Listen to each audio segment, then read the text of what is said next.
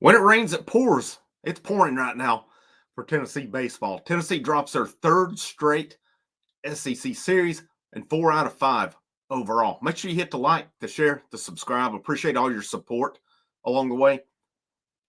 Things are not going good for Tennessee baseball right now. And let's just get right and what a train wreck of a series. From Friday night, the downpour and burning Liam Doyle over one inning. And I find a hard time believing the coaching staff made the call to start that game. I have a real hard time believing that. I know that narrative is out there. I just cannot see where Tony Vitello would think, yeah, let's start in the pouring rain and get canceled and I'll lose my ace for the weekend. I mean, they got 3 innings out of Doyle. He got a loss and a win out of the weekend. But from that all the way up to Tony Vitello getting tossed today, and he went out there to do it for a purpose and a reason. He tried to fire him up. I don't blame him.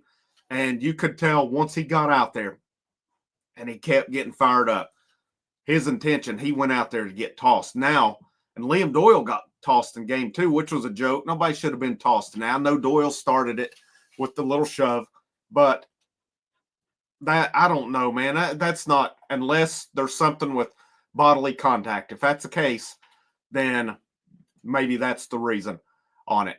But what's Doyle's suspension going to be? Is Vitello suspended as well? That's going to be interesting to watch because I lose track of it with the suspensions.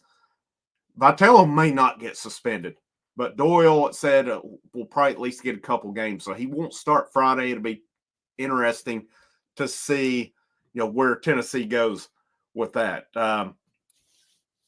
Luke, looking just though at so many things went wrong. They were fortunate to get the one win because they really, right here, 20 left on base, 31 strikeouts in 3 games this weekend.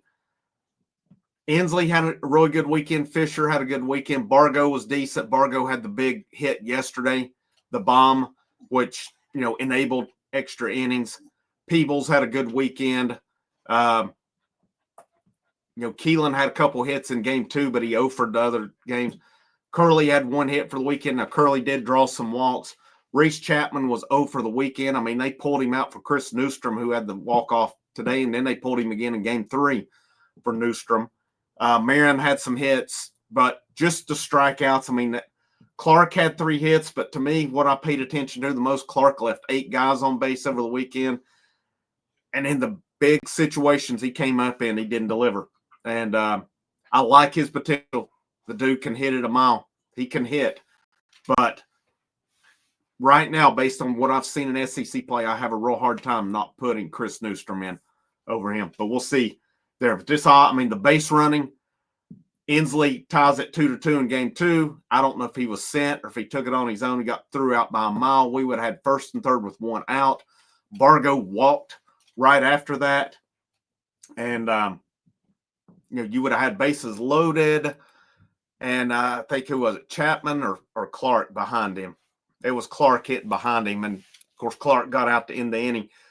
It's, that today, Marin gets hit. Keelan gets a base hit. The ball was even to that side.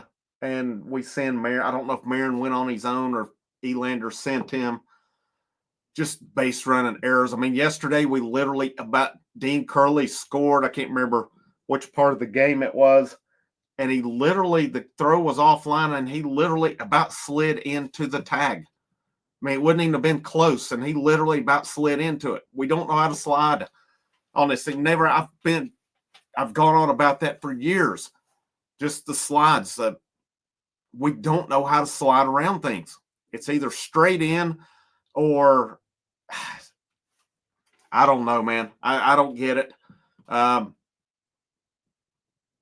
We are a fundamentally poor baseball team right now. We can put the blame wherever we want on that. I'm not going to put it on anybody specifically. We're a poor fundamentals baseball team right now. We had, of course, no errors in game 1. We had 2 errors in game 2, and we had no errors in game 3. Only 2 for the weekend. That's better than it's been. And one of them, I blame on positioning. Keelan's error, he short-armed it. Curley's, I mean, they're playing him so far out in the outfield, and this is their strategy. They do that a lot.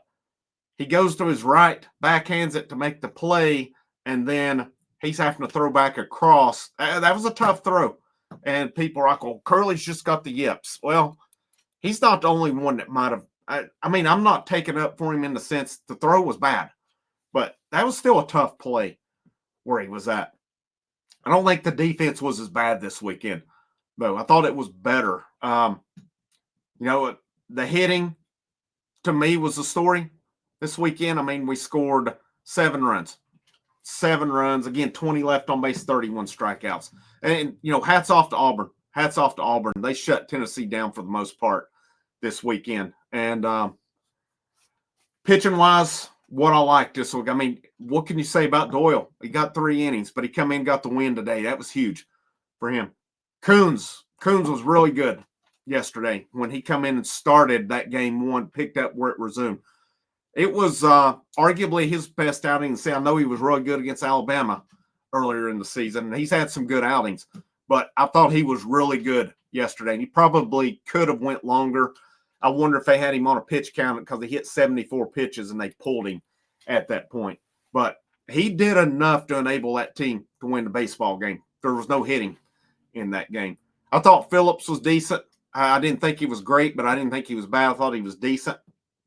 Obviously, he pitched well enough to enable that team, give him a chance to win the game. I thought Dylan Loy was really good yesterday in his work. He gave up the 1 hit, but he went 3 2/3, or the 1 run. I thought he was really good. Did a real good job on that yesterday. I mean, other than that, Russell started off good today. 3rd inning, that's when the wheels fell off for him. And then there's Snead had the 1 clean inning yesterday. I mean, he got lit today. I'll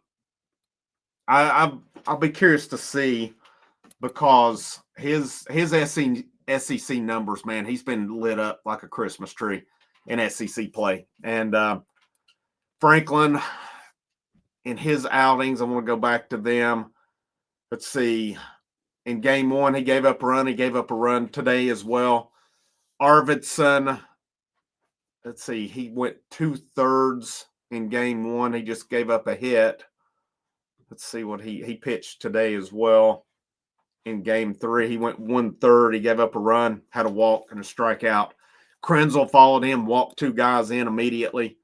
And then he went 2/3. He didn't get charged with the runs, but he did walk 2 in.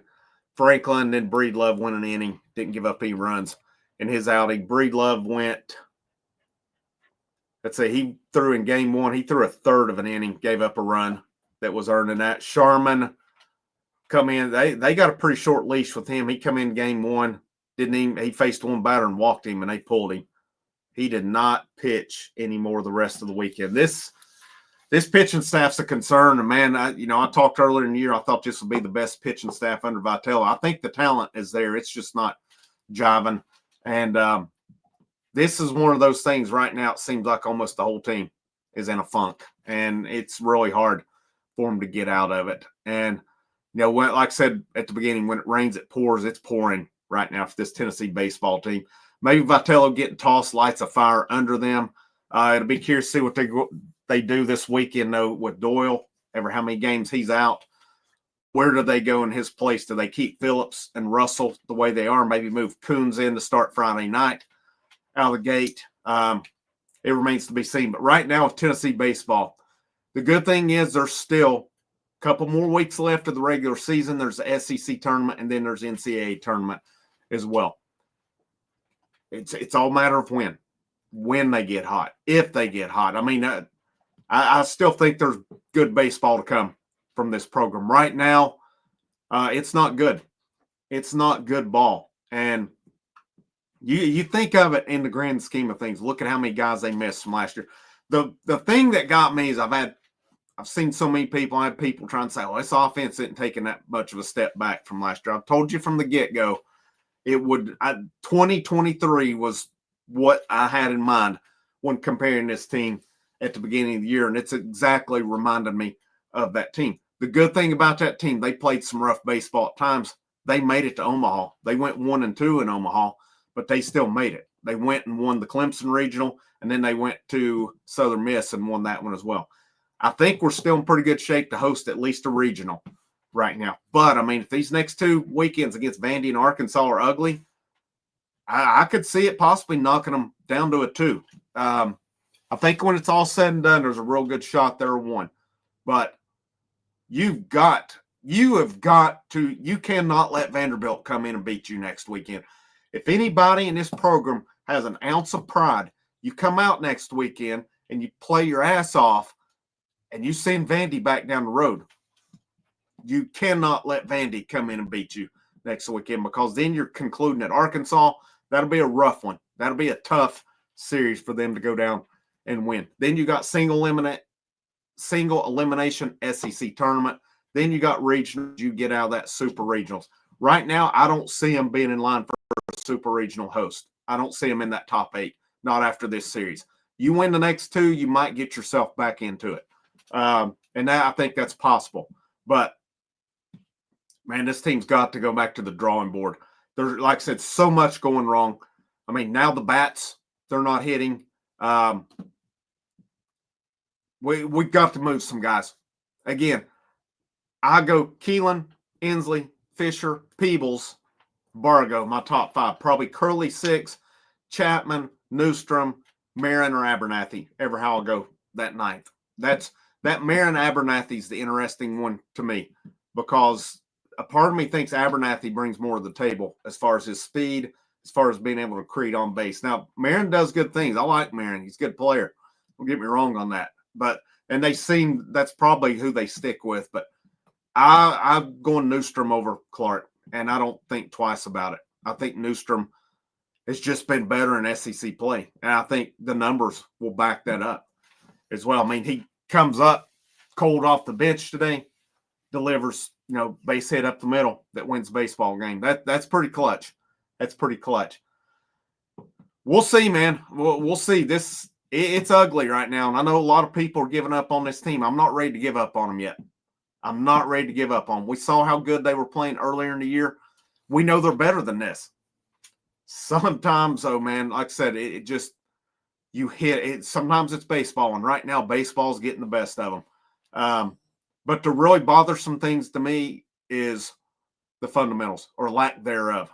That, to me, again, we'll just leave it at that. We can sit here and blame who we want on it. The bottom line is everybody in that program, they need to go look in the mirror. Even if you had a good weekend, we all need to go look in this mirror and determine, is this how we want to keep going? And this is how we want to go out? Or do we want to get this thing turned around and show everybody that we were number 1 for a long time for a reason? Wrapping up on that one, we are live with the exception of next Sunday because it's Mother's Day, the rest of the way for baseball. Starting Tuesday night, whether it's me and Carrie or whatever right now. We'll see where it goes moving forward, but definitely going to be live. The plan, I mean, unless something unforeseen, which I've had plenty of that this year, but if, everything goes according to plan, be live Tuesday, Friday, Saturday, and then not Sunday, and then the rest of the way after that. Frank Rock, House of Orange. Make sure you hit the like, the share, the subscribe. Check out the links in the description. Channel memberships, channel Patreon. Or if you just want to say thanks, super thanks, bottom right-hand corner. Have a great rest of your evening. Even in defeat, it's always a great day to wear the orange.